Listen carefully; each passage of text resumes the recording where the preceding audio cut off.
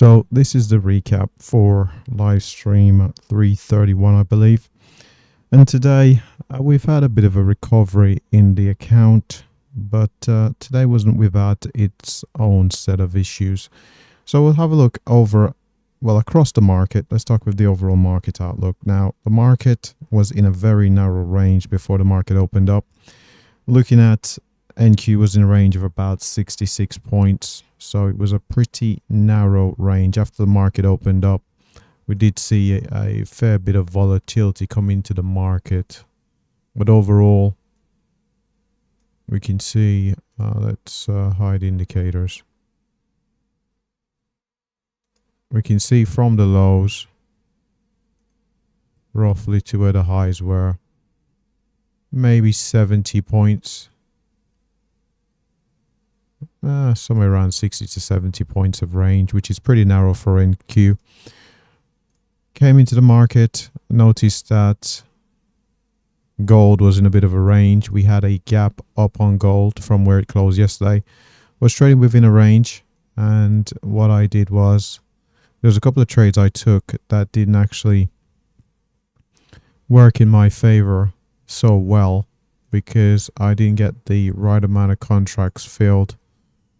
So we can see here, I went long, seems like I took profits there, went long again, paid for it with a loss. Went long over here, took profits, went short. There was a couple of times due to the size of my account, the balance, that didn't have enough margin to get in the right amount of contracts, and that certainly played its part in the size of the average wins today and the size of the average losses. But long lost, long hit target there. I think took a short here and managed to get to target. What was that stop at? Well, whatever the case is, there was a bigger stop out somewhere along the line. So those were the trades over on gold, because we weren't profitable on gold today.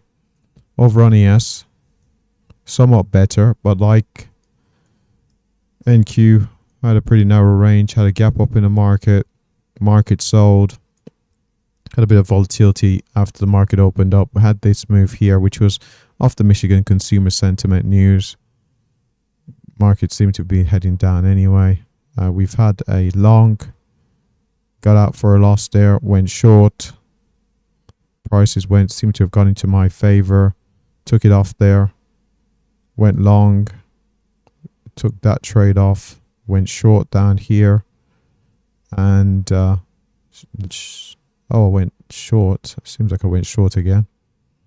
Took profits. Now, I took profits here early because I didn't like the fact that we were testing the low of day, which was a good decision on my part because I didn't like the fact that we're in a fairly tight range on the market and we were testing low of day. I wasn't confident that the market would continue lower despite the fact that we had high volume on this move down. I was concerned about a double bottom. After all, we're only a couple of points away from all-time highs. So took profits. A pretty good exit there. Not exactly perfect, but pretty good exit. Went long through here and finally took profits there on this move up. And that was it for my trading on ES. Now, ES had some difficulties because I went long here, and of course prices consolidated a fair bit. I thought there was a possibility of being stopped out, but eventually, due to the fact that NQ was around the point of control, eventually NQ broke out of the point of control and it managed to get to target, so dragged ES with it. Finally, we'll have a look at our friends over at NQ. So had a narrow range, had a setup long, went long, target hit, went short, target hit. Price came down with the high volume through this level. Went long, I think I took a loss there. Went long again, took a loss, then went short. And that's where I took profits as prices went down towards the lows. Didn't trust these lows down here, to be honest, because we had what seemed like a double bottom, so decided to take profits early. Good decision, similar to over on ES, then went long. Now I targeted with this long, got in a bit early, targeted the point of control, which was around at 208, because I went long over here, didn't completely realize the point of control was there, and eventually it sold to my frustration. So losses through here was a likely result of the point of control, the highest volume point on the day. Targeted the point of control over here. Should have been long on this candle, but was in a bit at better prices.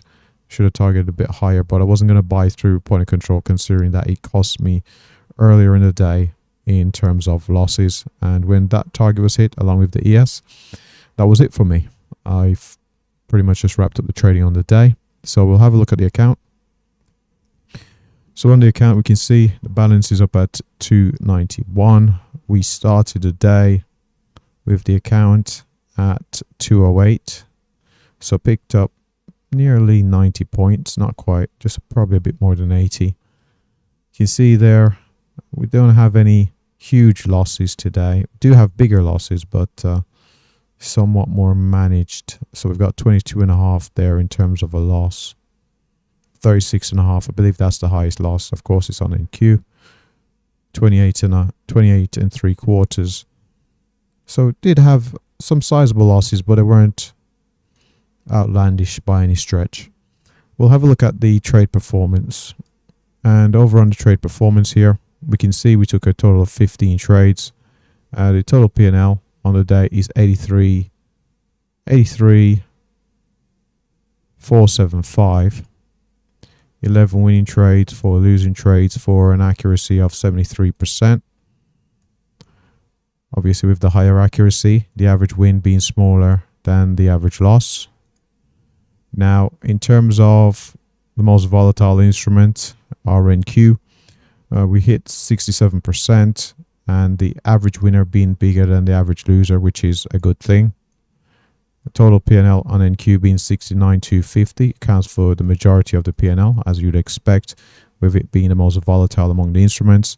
Over on ES, had 5 trades, 4 winners, 1 loser, 80% win rate.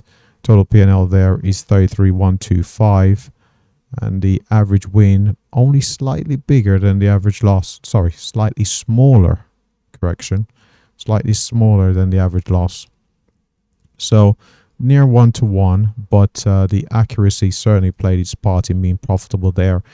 And the issues I did mention earlier with gold in terms of not being able to get in more contracts due to being in different positions, the size of the account, also played a part in the size of the winners, which resulted in, as you can see, not great 4.5 for the average win compared to 22.5 for the average loss. So that's not great metrics, but did have the contract margin issues due to my account being drawn down as much as it was. And of course, the win percentage is 75%, average with 1 losing trade being at 22.5, 3 winners of averaging of around the 4,500. So despite having a positive day in terms of the P&L,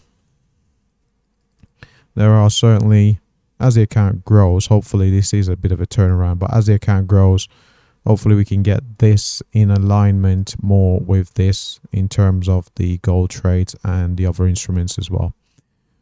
So going forward, what were the changes I did make today? So now the changes I did make today, I used the data from yesterday. I've actually changed the data on the spreadsheet.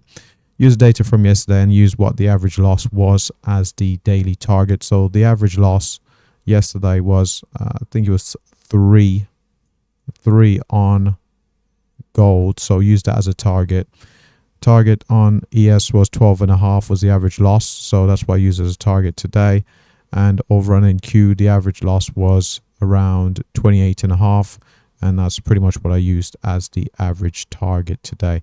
And with those changes and better accuracy and market conditions, I was able to accumulate the profits I did on the markets within the 2.5 hour time frame I set myself.